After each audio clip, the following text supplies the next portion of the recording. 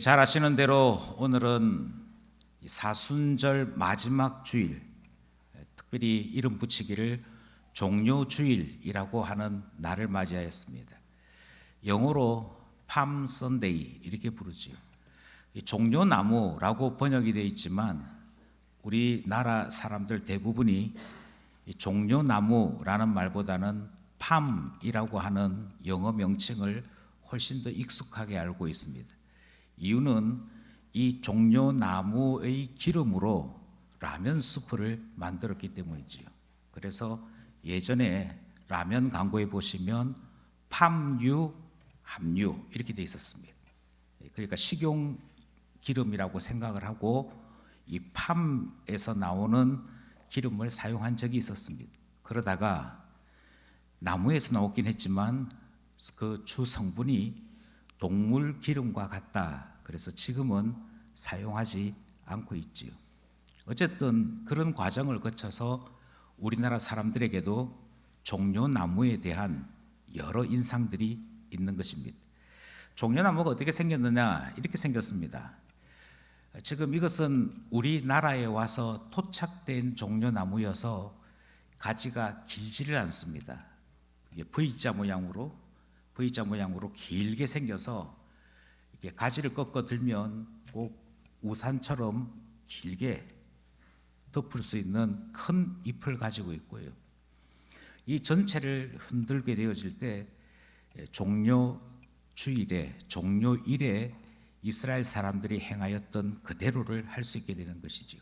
그래서 한 사람이 큰 대잎을 들고 종료를 흔들기 시작하면 많은 사람들이 같이 흔들면서 크게 소리 지르는 호산나라고 소리 지르는 그 날이 우리가 오늘 종료주일로 지키는 날의 원 모습이었습니다.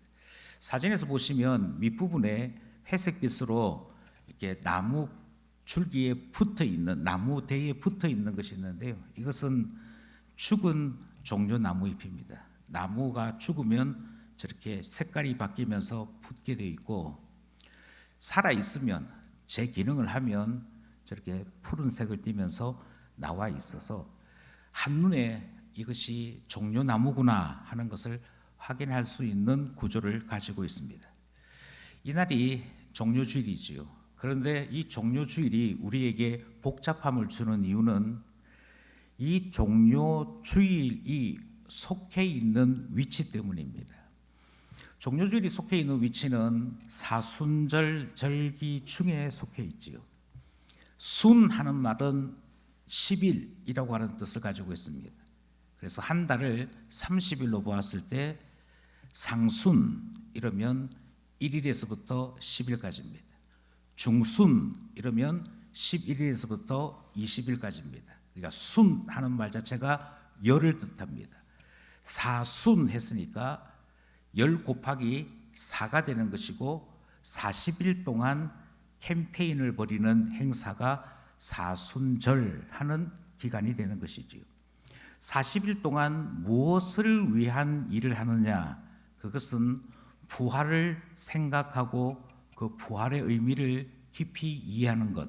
특별히 예수 그리스도께서 십자가 지시고 죽으셨는데 그 죽으신 주님을 성부 하나님께서 살려주신 이 놀라운 구원의 일에 관해 묵상도 하고 그 고난에 동참하는 시간으로 지나는 것이 사순절이 가지고 있는 의미다. 그렇게 말씀드릴 수 있습니다. 그런데 사순절이 고난을 묵상하는 날이다 보니 이 40일 동안 지나는 과정 속에 주일은 뺍니다. 왜냐하면 주일은 부활하신 예수 그리스도로 말미암아 주의 날로 인정을 받았기 때문이지. 그래서 40일 중에 주일은 빼고 40일이어서 출발이 수요일에 출발을 합니다. 그리고 우리는 지난 2월 달에 사순절이 출발되었습니다 하는 광고를 드린 적이 있었습니다. 주일은 빼는데 그 나머지 40일 동안에는 예수 그리스도의 고난을 생각한다. 여기서부터 조금 복잡해집니다. 주일은 왜 빼느냐? 다시 말씀드립니다. 승리하신 주님이 예수 그리스도께서 죽음을 깨뜨리고 우리 가운데 승리하심을 나타내신 날이 주일이기 때문에 이 날은 승리의 날이지 슬퍼하는 날일 수 없다 하는 것이지요. 그런 점에서 사순절 중에 맨 마지막 주일인 종료 주일을 만났을 때 많은 사람들은 복잡해지기 시작하는 것이죠. 특별히 종료 주일 다음 날부터를 고난 주간, 패션 위크라고 해서 한 주간 내내 주님이 우리 위해 십자가 지셨습니다. 예수 그리스도께서 고난을 받으셨습니다. 이 사실을 기억하게 되어 있으니 가장 크고 놀라운 슬픔이 바로 내일부터 시작되는 중에 있더라 하는 것입니다. 이러다 보니 종료 주일을 도대체 어떻게 지켜야 할까? 주일이기 때문에 기뻐해야 되는 것은 알겠으나 그럼에도 불구하고 십자가 지시기 위해 예루살렘 성으로 들어오신 주님을 마냥 아이처럼 좋다고만 할 수 있느냐? 이것이 종료주일을 맞이할 때마다 가시는 복잡함이 되었던 것이지. 그리고 이것은 오늘 우리가 함께 나누는 말씀 전체의 질문이 되기도 합니다. 도대체 종료주일은 어떻게 지켜야 성경적이고 신앙적이고 주님 앞에 합당한 것인가? 매우 놀라운 사실은 이 질문은 2000년 가까이 된 질문입니다. 2000년 동안 이 땅에 있는 교회들은 이 질문을 매번 해마다 종료주일을 맞이할 때마다 했습니다. 교회 가운데 로마를 중심으로 서방교회라고 하는 교회가 형성이 되었습니다. 이것은 고대 로마 제국 때 이야기지요. 313년에 기독교는 공식적인 종교로 인정을 받습니다. 동시에 로마 제국의 국가 종교로 인정을 받습니다. 그래서 로마 제국이 영향력을 끼치는 모든 곳에서 기독교는 공인된 종교가 되었습니다. 하지만 로마 제국은 워낙 넓어서 로마를 중심으로 한 서방 제국이 있었고 콘스탄티노플을 중심으로 한 동방 제국이 있었습니다. 이 동방 제국과 서방 제국 사이에는 이 종료주일에 대한 생각이 달랐습니다. 동방 제국 안에 예루살렘 교회가 있었습니다. 예루살렘 교회에는 유명한 신학자들이 꽤 많이 있었는데요. 이 사람들은 종료주일의 말씀 그대로 우리가 지켜야 한다. 그래서 성경에 종료주일을 어떻게 지켰는가 하고 봤더니 많은 사람들이 그 종료나무 가지를 흔들고 소리를 지르지 않았냐. 호산나 하고 소리를 질렀으니 우리도 이와 똑같이 해야 된다라고 해서 종료 페스티벌, 팜 페스티벌이라고 하는 행사를 종료주일에 가져드렸습니다. 이것은 주일의 성격과도 맞고 종료주일을 지켰던 성경 본문과도 똑같기 때문에 축제의 날 주님께서 우리의 도성에 오신 그 기쁨을 표현하는 날로 지켜야 한다 이렇게 주장한 것이지요. 그런가 하면 로마를 중심으로 한 서방 교회들은 주님이 예루살렘에 왜 오셨느냐? 죽기 위해 오셨는데 우리 살리려고 자신을 내어주기 위해 오셨는데 우리가 어떻게 방방 뛰면서 좋다라고 말할 수 있느냐? 오히려 이 때는 사순절의 절정으로 가는 때인 줄 알고 애도하는 날로 보내야 된다. 주일이지만 저 때문에 예수님이 죽으셨습니다 하는 마음으로 애도의 날로 보내어야 한다라고 이야기했던 것이죠. 이처럼 똑같은 종료주일인데 입장이 서로 달라집니다. 이렇게 동방교회와 서방교회 입장이 있는가 하면 또 다른 입장이 하나 더 있습니다. CBS에 보면 성서학당이라고 하는 게 유용한 프로그램이 있습니다. 성경을 풀어주는 텔레비전 프로그램이지요. 거기는 성경에 대해서 많은 지식을 가지고 계신 여러 강사들이 등장을 하는데 그 강사들 가운데 포이에마 교회를 담임하고 있는 신우인 목사님이라는 분이 계십니다.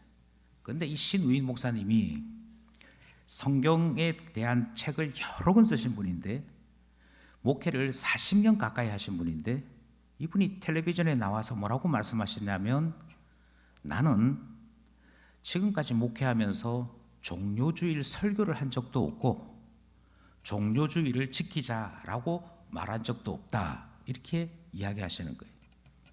그래서 사람들이 궁금하잖아요. 왜 종료주일에 대해서 그렇게 거부감을 가지고 계십니까? 그 이유를 설명하기를 두 가지 이유로 설명을 합니다. 그리고 그 두 가지 이유가 오늘 본문에 등장을 합니다. 첫 번째 이유는 바로 제자들 때문에, 제자들을 가만히 보고 있으니 이 종료주일 지킨다는 것이 아무 의미가 없다, 이렇게 얘기하는 것이죠. 그 제자들이 어때 했느냐? 35절, 37절이 소개하고 있습니다. 먼저 35절 말씀을 보겠습니다. 함께 합독합니다. 시작. 그것을 예수께로 끌고 와서 자기들의 겉옷을 나귀 새끼 위에 걸쳐놓고 예수를 태우니. 주님께서 나귀 새끼를 찾아오라, 가지고 오라 말씀하시는 내용이 오늘 본문 앞부분에 등장합니다. 분명히 주인이 새끼를 가지고 가는 거 보면 뭐라고 할 텐데, 그때 무슨 말을 해야 될까 염려하는 것이 제자들에게 있었으나, 예수님 말씀이 주님이 쓰시겠다, 이제 쓰시려고 하니 허락해달라 말을 하면 그 주인이 그러냐고 그러면서 나귀와 나귀 새끼를 내어줄 것이라 말씀하시는 내용이 등장합니다. 여기서 주께서 쓰시겠다 하는 이야기는 예수님 아시지요? 그 예수님이 지금 이 낙이 필요하다고 말씀하셨습니다 라는 말이고요. 그렇게 했을 때 예수님이 필요하다고요? 그럼 쓰셔야지요, 이렇게 되어 있는 상황입니다. 그러니까 예수님께서 이미 낙이 주인에게 말씀을 해놓으신 상태인 것이고, 주님은 이 나귀가 필요한 때인 줄 아시고 그 나귀를 미리 섭외해 놓은 상태였다는 것입니다. 그 나귀가 왔습니다. 나귀가 왔는데 어린 나귀인지라 한 번도 안장을 메어본 적이 없습니다. 나귀, 그것도 새끼 나귀에게 맞는 안장을 구하는 일도 어렵습니다. 그렇다고 해서 그 거친 털 위에 사람이 올라앉기는 불편합니다. 이쯤 되니까 그때 제자들이 자기들의 겉옷을 나귀 등에 얹히는 거지요. 그리고는 그 나귀 새끼 위에 예수님이 편하게 타실 수 있도록 자기들의 옷을 벗어서 내어놓는 모습을 보게 되는 것입니다. 이 모습은 상당히 이율배반적입니다. 예수님께서 유월절 절기가 다가오실 때 예루살렘으로 가야겠다 말씀을 하셨거든요. 그때 제자들 가운데 예수님, 유월절을 지키는 것이 유대인들의 의무니까 가시는 것이 맞습니다, 그렇게 말한 제자 아무도 없었습니다. 예루살렘으로 가는 것 자체를 그들은 대단히 꺼려했습니다.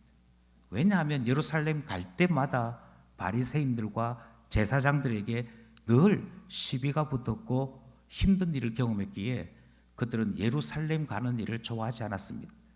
게다가 예수님 말씀이 예루살렘 왜 가느냐, 그것에 대해 설명하시기를 인자가 사람들에게 넘겨지고 죽게 된다, 죽으러 가신다는 거예요. 죽으러 가신다라고 하는 그 말을 들을 때 제자들이 일제히 주님, 그러실 수 없습니다. 주님이 죽으러 왜 예루살렘까지 가셔야 됩니까? 가지 맙시다, 그렇게 이야기했고, 아무리 말려도 예수님께서 굽히지 않으니까 도마라고 하는 사람이 그러면 주님도 죽으러 예루살렘 가고 우리도 죽으러 예루살렘 따라가면 되지 뭐. 그래서 우리도 같이 죽으러 가자, 그 마음으로 도착했던 것이 예루살렘입니다. 그러니 예루살렘에 들어간다는 것은 주님의 말씀을 기억만 하고 있다면 지금 죽으러 가는 것입니다.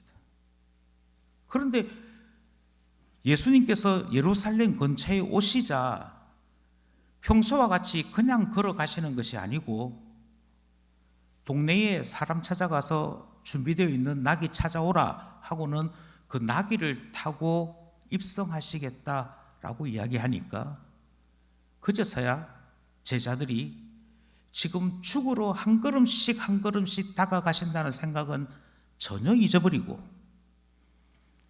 그 예수님께서 기양 어린 낙이 타시지만 그 위에 안장 대신 자기 겉옷을 깔아놓고는 행진하는 것처럼 꾸미는 모습이 등장을 합니다. 잊어버렸어요. 예수님께서 예루살렘에 왜 오셨는지를 잊어버린 것입니다. 왜 이렇게 잊어버리게 되었을까?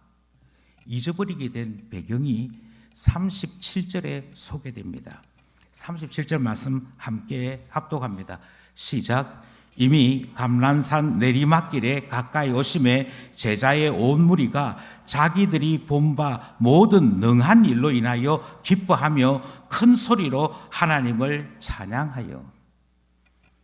이게 무슨 말인고 하니까 나귀 새끼를 타고 예수님께서 행진을 시작할 때 예루살렘의 순례자들이 길을 쫙 잃었습니다. 앞서 가던 순례자들이 소리를 지르기 시작합니다.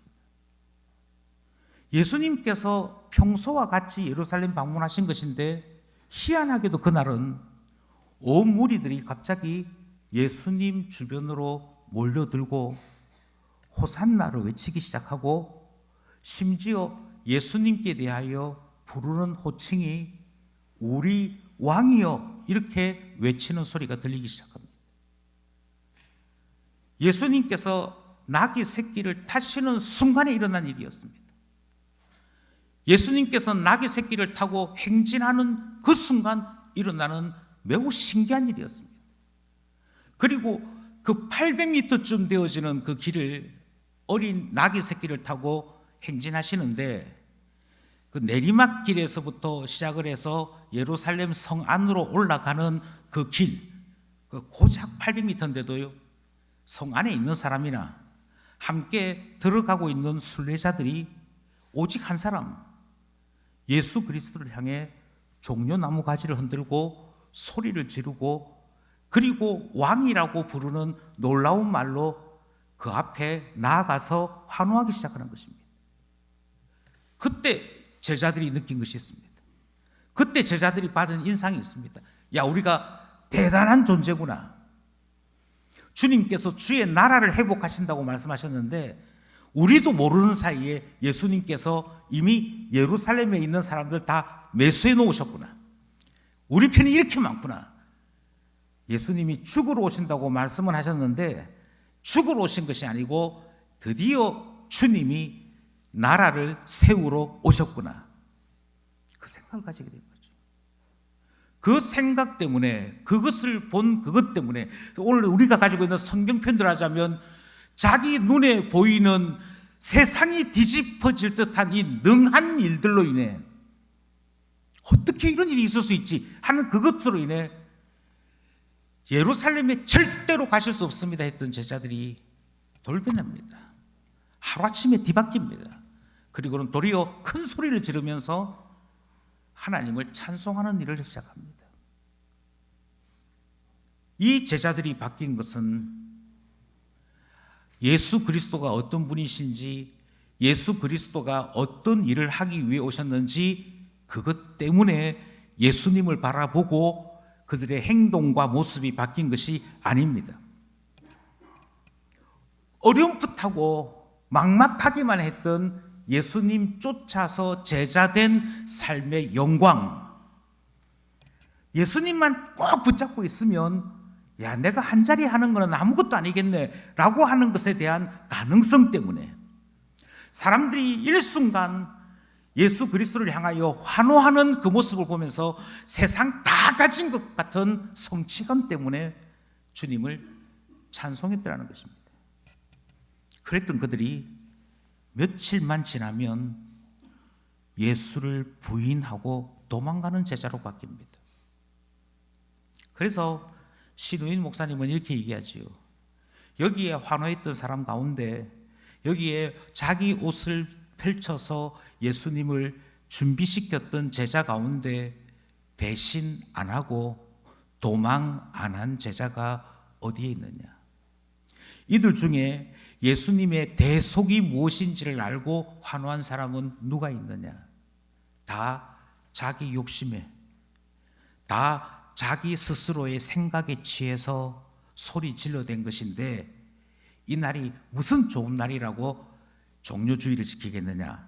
그래서 나는 제자들 모습을 딱 보고 있으니까 배신자들이고 위선자들이고 하루아침에 바뀌는 변절자들이어서 결코 이 날이 좋은 날로 여겨지지 않는다, 이렇게 말씀하시는 것이죠.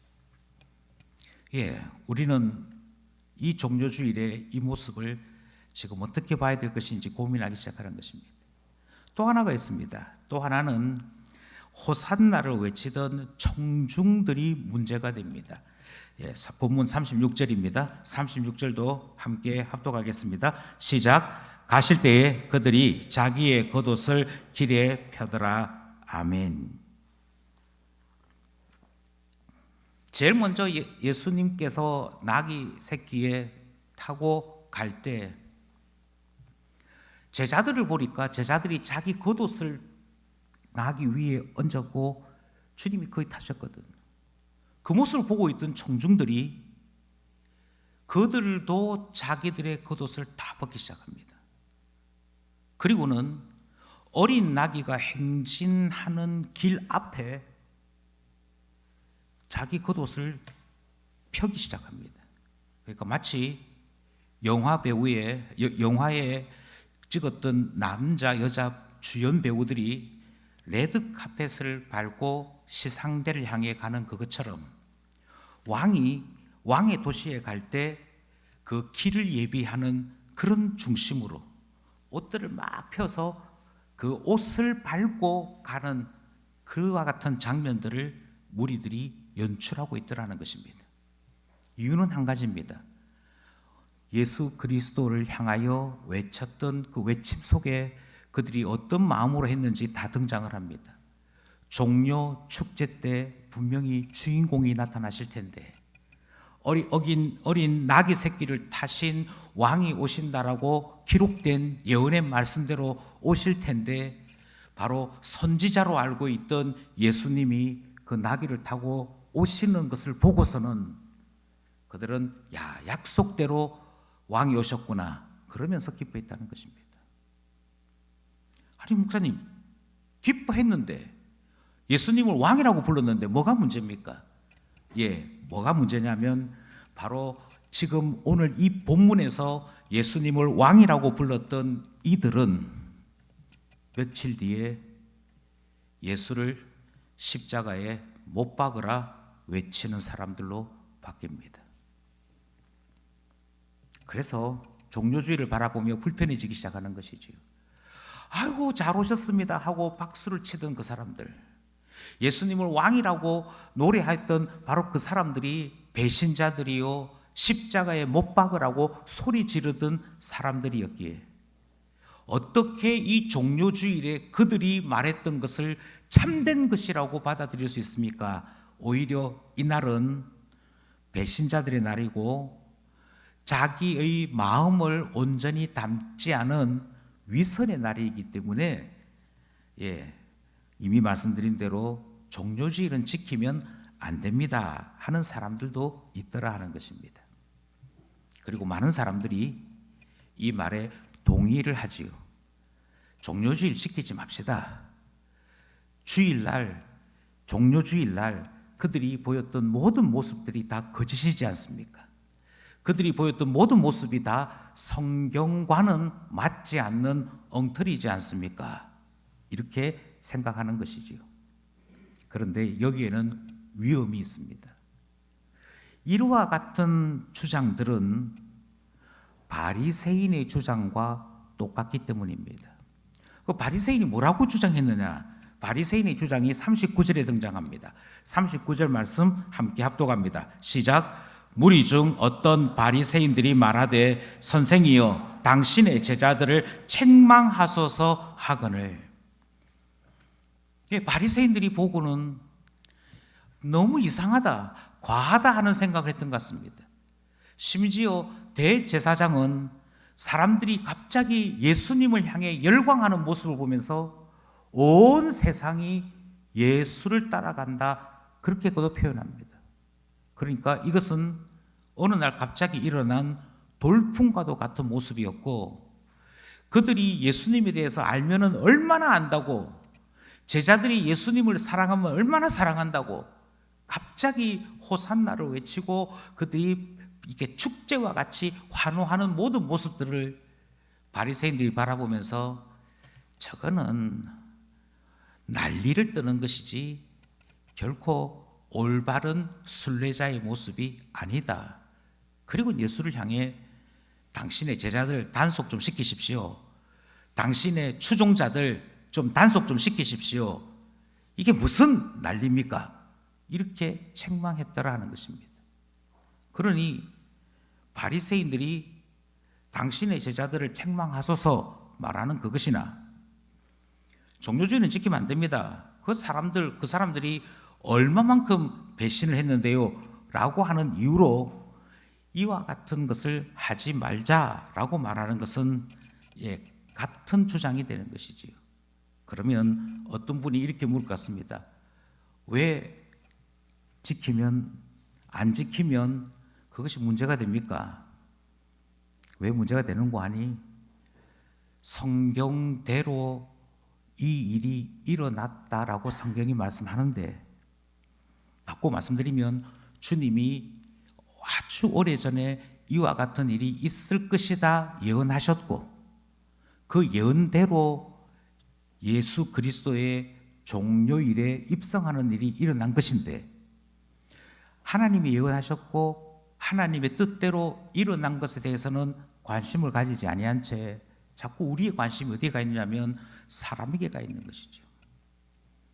이것은 주일날에 일어날 수 있는 가장 위험한 시험입니다.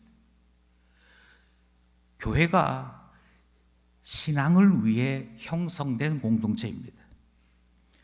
그리고 교회는 주의 날에 예배를 드리고 모임을 가지면서 우리 교회 공동체가, 모든 성도들이 신앙대로 자라나기를 위해 집중합니다. 그 신앙이란 하나님이 어떤 분이신지를 아는 것이지요.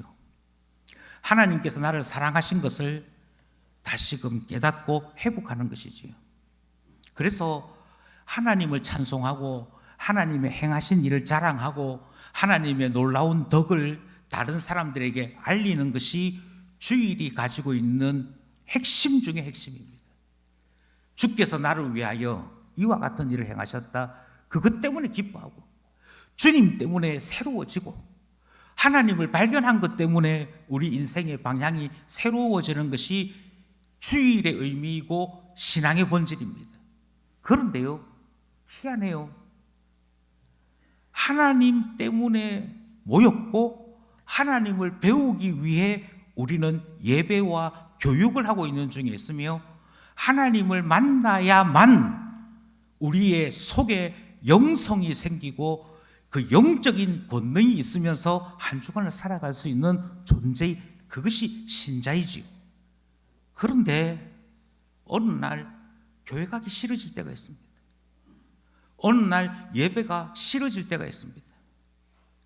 아주 큰 교회에 맨 뒷자리에 앉아서 내가 예배만 딱 드리고 집으로 빨리 탁 갔으면 좋겠다 할 때가 있습니다. 물어보면 100에 100 하나님 때문이 아닙니다. 내가 하나님 알고 보니 하나님 무서운 분이더군요. 그것 때문에 그렇게 바뀌는 것이 아닙니다.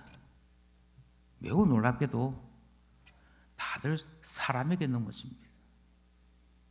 아니, 저 사람이 교회의 중직자라고 하는데, 교회의 신앙이 그렇게 좋다고 말하는 중직자면서 어떻게 이렇게 이렇게 말할 수 있습니까? 이런 행동할 수 있습니까? 저 사람 꼴 보기 싫어서 저는 교회 맨 뒷자리에 조용히 있다가 예배만 드리고 집에 갈 겁니다. 예, 거기에 걸려 넘어 있는 거예요. 거기에 걸려 넘어지고 보니까 지금 제자들이 보이고 있는 모습이나 사람들이 보이는 모습 속에 위선이 보이고 변절이 보여서 종료제를 지키지 말자라고 말하는 일이 생기고 마는 것이죠. 사람 봐서 그렇습니다. 아니 그럼 목사님 사람을 안 보면 그러면 뭐 하자는 얘기입니까? 예, 사람이 아니고 주님께서 이 종료주의를 통해 말씀하는 것이 무엇인지 우리는 그것을 집중해 봐야 됩니다. 우리는 거기에 두 가지 교훈이 있다고 믿는 것입니다. 주님께서 종료주의를 통하여 우리에게 사람이 아닌 하나님께서 행하신 두 가지 일을 보도록 하기 위해 종료주일이 있게 되었다는 것이죠. 첫 번째, 우리 하나님께서 우리의 눈을 열어 보게 하시는 것은 바로 호산나입니다. 그들이 외쳤던 그 말, 그 많은 제자들과 많은 청중들이 주님께서 예루살렘 성에 입성하실 때 그들도 모르게 입에서 터져 나왔던 소리는 호산나입니다. 예, 중요한 것은 호산나이지 그 호산나를 외쳤던 그 사람들이 아느냐 모르느냐는 중요하지 않습니다. 그들이 성령에 이끌려 하나님의 섭리의 손에 이끌려 그들도 모르게 주님을 향하여 왕이라고 부르고 호산나라고 부르게 되었습니다. 그들이 아느냐 모르느냐가 중요한 것이 아니라 주께서 그들을 사용하실 때 그들의 입에서 주를 향하여 호산나라고 부르도록 하셨다는 것입니다. 여기서 중요한 것은 호산나의 말뜻이겠지요. 호산나라고 하는 말의 뜻은 구하옵나니, 다르게는 주님 기도합니다, 우리를 구원해 주소서, 그런 말입니다. 그래서 여기에 등장하는 것은 간청이요 기도의 형식이 등장을 하고 있지요. 구합니다, 기도합니다, 우리를 구원해 주소서라고 소리 지르게 되었더라는 것입니다.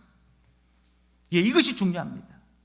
주님께서 그 사람들을 통하여 온 세상 천지에 공포하시고 나타내신 것은 주님이 예루살렘 성에 입성하시는 중요한 목적, 중요한 이유를 그들의 입을 통해 알리게 하셨던 것이지요.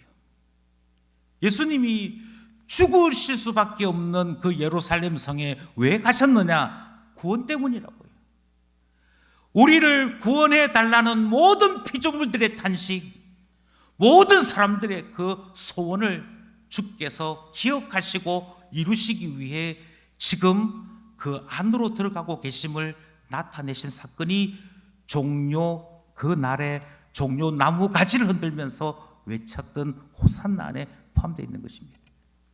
그러니 우리가 주목하는 것은 바로 구원을 위해 예수 그리스도께서 예루살렘 성에 들어가신 것을 기억해야 하는 것입니다.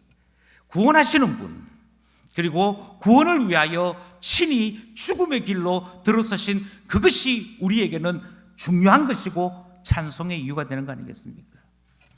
성경 38절 말씀을 보려고 합니다. 성경 38절 말씀 시작. 이르되 찬송하리로다 주의 이름으로 오시는 왕이여, 하늘에는 평하여 가장 높은 곳에는 영광이로다 하니. 이렇게 얘기했죠. 노래 부르기 시작합니다. 왕이 오셨다. 그리고 왕이 오심으로 우리에게 평화가, 그 왕이 오심으로 우리에게 하나님의 영광이 나타나게 되었다. 그렇게 소리 지르는 모습들이 등장합니다.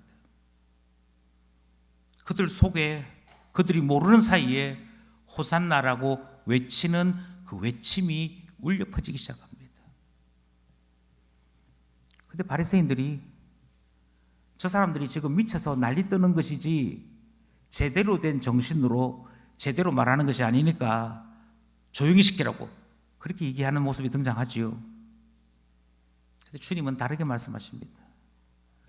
그들이 소리 지르도록 하나님이 역사하신 것인데, 하나님께서 호산나를 외치고 주님의 평화와 주님의 영광을 선포하도록 주님이 역사하신 것인데, 사람들이 저 사람이 마음에 안 든다고 하나님의 섭리와 하나님의 역사를 막아버리면 그것은 하나님에 대한 대적이 되는 거 아니겠습니까?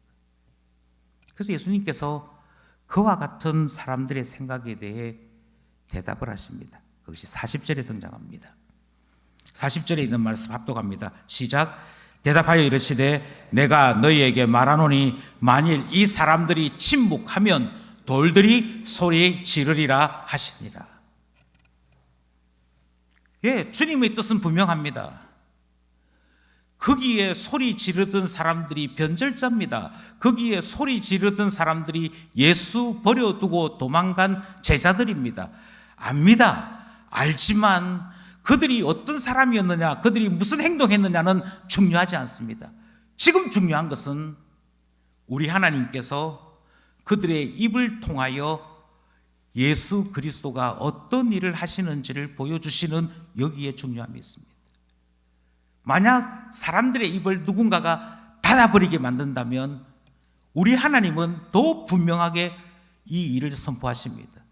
심지어 입이 없는 돌들을 향해서도, 내가 없고 생각이 없는 돌들을 시켜서라도 소리 지르게 하신다라고 말씀하고 있습니다. 소리 지르도록 하시는 여기에는 하나님께서 하나님의 행하신 일을 선포하고 계시는 모습이 등장하는 것이고요. 바로 그것이 종료주일에 주께서 사람들을 동원하여 행하신 일이었다는 것입니다. 그리고 우리는 이 말씀을 따라 주님의 교훈을 배우게 되는 것이지요. 주님이 예루살렘 성에 왜 오셨느냐? 구원하러 오셨구나. 그것 아는 것 아니겠습니까? 그리고 이 말씀은 곧 우리 하나님께서 우리를 구원으로 초대하시기 위해, 나의 이 구원 안으로 들어오라, 그것을 우리에게 말씀하시기 위해 행하신 일임을 확인하게 되더라는 것이지요. 그러니 종료주일은 구원의 놀라움을 기억하는 날입니다. 그래서 지켜야 합니다. 두 번째 이유가 있습니다. 두 번째 이유는 비로소 참 평화가 전달된다라고 말씀하고 있습니다. 우리가 조금 전에 읽었던 38절 말씀 기억하시겠습니까? 그들이 외쳤던 말, 그 청중들이 외쳤던 말, 하늘에는 평화다, 이 땅에는 영광이다 라고 외치는 말이 등장합니다. 근데 얼마나 놀라우냐면요, 청중들이 외쳤던 이 말은 예수님이 태어날 때 천사가 전해준 이야기입니다. 누가복음 2장 14절이지요. 읽어보시면 똑같습니다. 예수님이 이 땅에 왜 오셨느냐 천사가 알려주기를 누가복음 2장 14절에 이렇게 알려주거든요. 합독합니다. 시작. 지극히 높은 곳에서는 하나님께 영광이요, 땅에서는 하나님이 기뻐하신 사람들 중에 평화로다. 왜 오셨느냐? 평화 때문에 오셨대요. 영광이신 우리 하나님이, 영광이신 예수 그리스도가 왜 오셨느냐? 이 땅에 있는 사람들에게 평화 주시려고 오셨다, 이렇게 얘기하거든요. 그런데 천사를 만나본 적도 없는 그 종료일에 무리들이 예수 그리스도를 향하여 외치는 그 외침이 38절에 기록되어 있었잖아요. 뭐라고 외쳤냐면 천사가 전해준 그대로를 다시 이야기합니다. 그리고는 예수 그리스도가 어떤 분이냐? 평화의 왕이시다.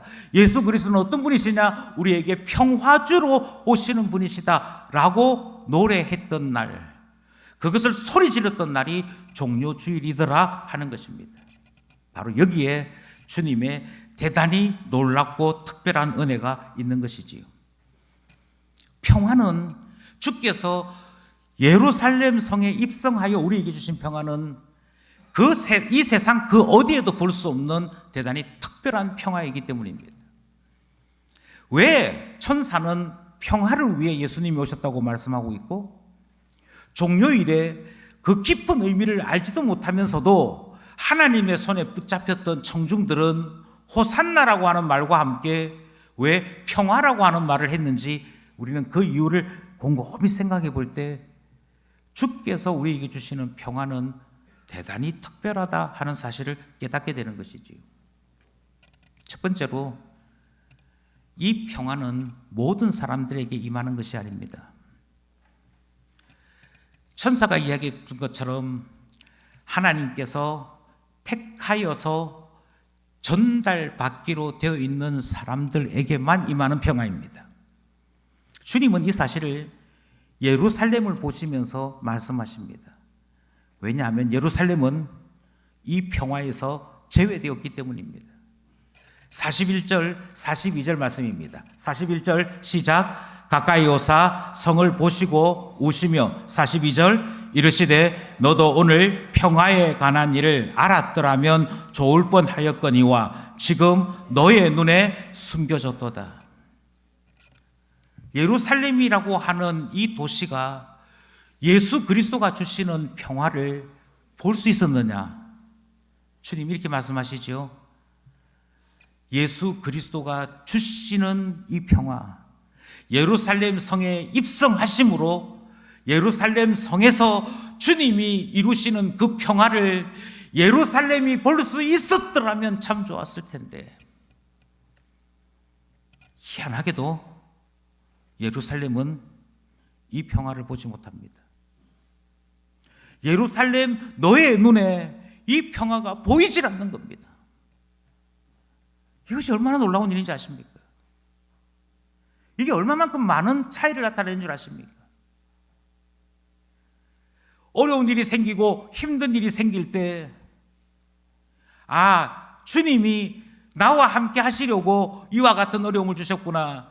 주님이 나를 더욱더 불쌍히 여겨서 나를 붙잡아 주시려고 이와 같은 일을 만드셨구나. 내가 기도로 하나님과 더 가까이 지내겠구나.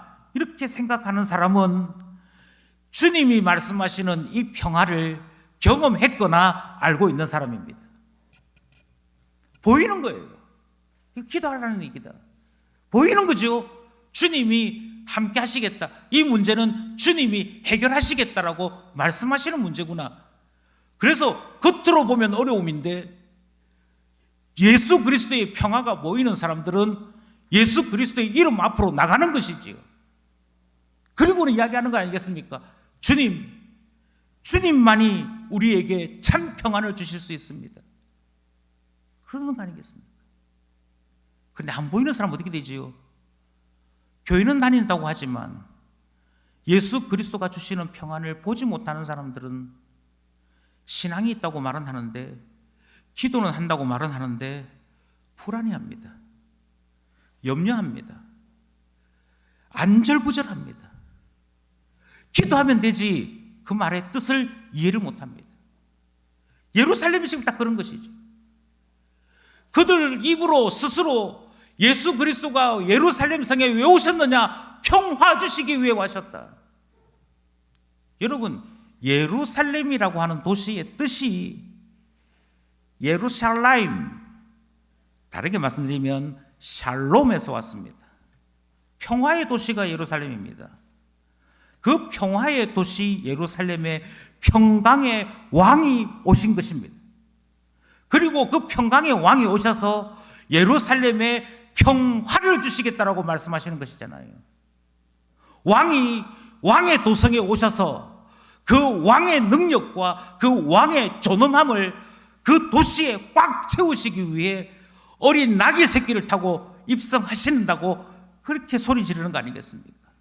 그런데 정작 예수 그리스도께서 평화를 주시기 위해 예루살렘 성에 오셨으나 예루살렘은 눈이 어두워 그 평안을 보지 못하더라는 것입니다. 그래서 예수 그리스도에게 오지 않습니다. 예수 그리스도에게 가까이 나오지 않습니다. 오히려 예수 그리스도께서 더 떨어집니다. 아니, 내가 알아서 할 테니 주님은 간섭하지 마십시오 하게 되는 것이지요. 왜 자꾸 신앙으로 나를 못 살게 하십니까? 내가 알아서 할게요 라고 했던 것이지요. 그런데 그 결과가 무엇인지 44절이 설명합니다. 그 44절 말씀 함께 합독하겠습니다. 시작. 또 너와 및 그 가운데 있는 내 자식들을 땅에 메어 치며 돌 하나도 돌 위에 남기지 아니하리니 이는 내가 보살핌 받는 나를 알지 못함을 인함이라 하시니라. 주님과 상관없이 살던 예루살렘에 어떤 일이 벌어지느냐? 돌 위에 돌 하나 남지 아니하고 모든 건물이 부서진다고 말씀하십니다. 거기에 있던 성전이 부서집니다. 거기에 있던 왕의 집 궁궐이 부서집니다. 거기에 있던 유력한 자들의 집이 무너지게 될 것입니다. 집만 무너지는 것이 아니지요. 예루살렘에 속해 있던 모든 집의 자녀들이 죽게 될 것입니다. 그 안에 있던 모든 사람들의 자녀가 죽는다는 것은 애굽 땅에 내렸던 열재앙, 각 집에 있던 장자를 죽이시는 것보다 더 혹독한 환난이 임하는 것을 말씀하시는 것입니다.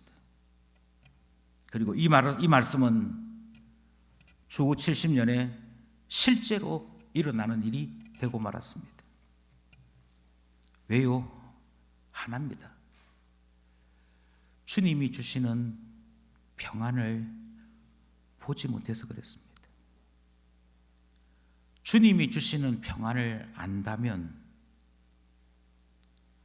많은 사람들은 자기 자신이 가지고 있는 고민, 자기 자신이 가지고 있는 어려움을 그대로 가슴에 품고 예수 그리스도에게 올 것입니다.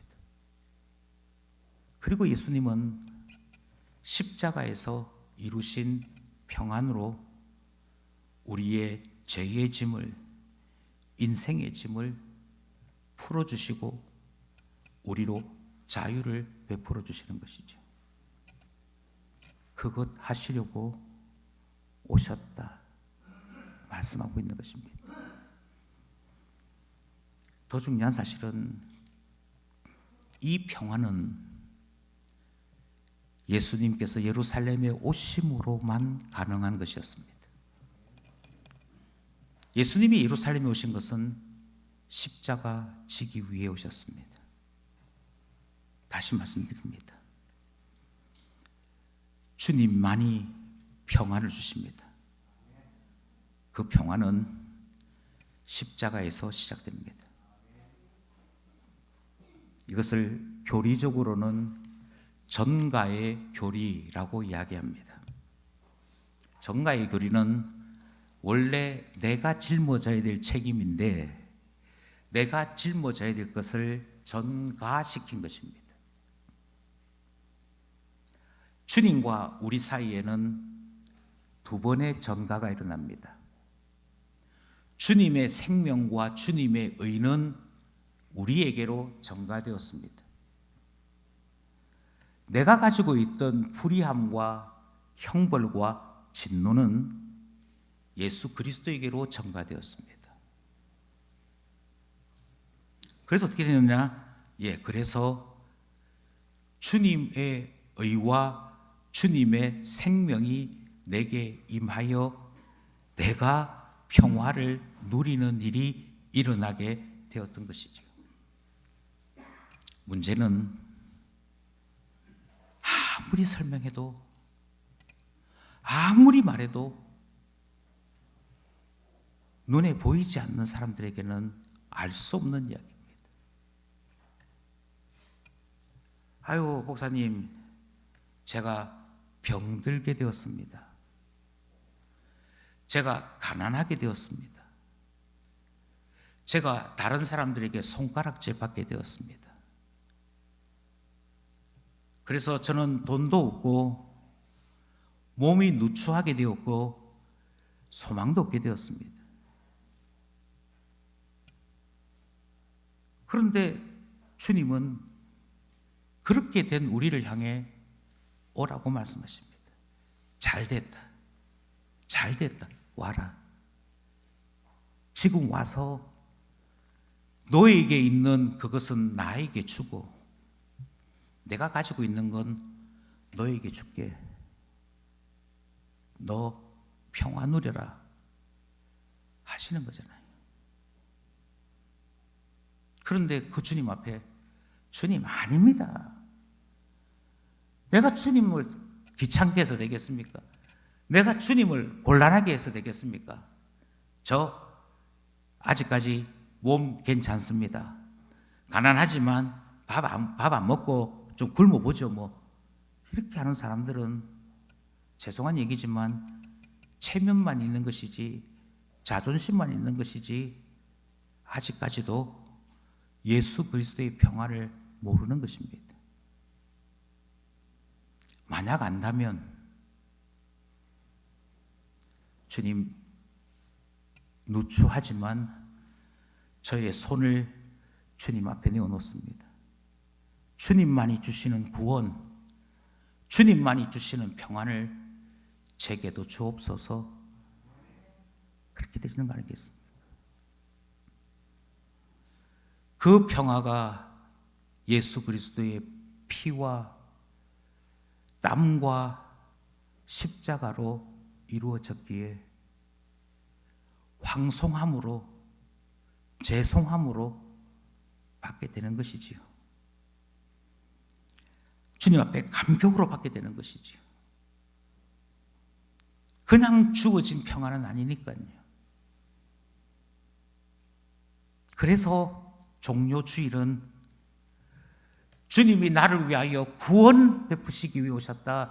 주님이 나를 위하여 평안 주시기 위해 오셨다. 기뻐하면서도 한편으로는 이 죄인을 사랑하여 주신 주님 앞에 다시 한번 숙연해지고 다시 한번 경건을 생각하게 되고 주의 자녀로서 어떻게 살아야 할까를 생각하게 됩니다. 말하게 되는 거 아니겠습니까?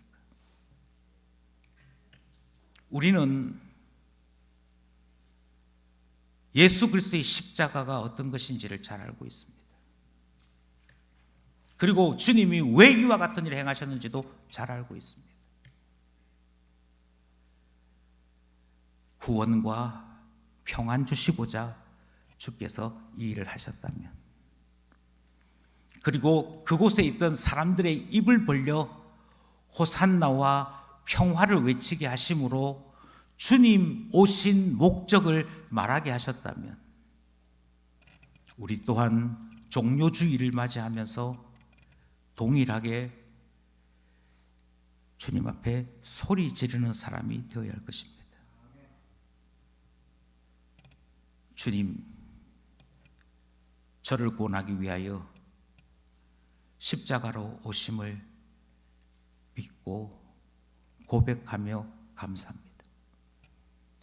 저에게 평안 주시기 위하여 예루살렘에 오셨고 십자가에 오르심을 믿고 고백하며 감사합니다.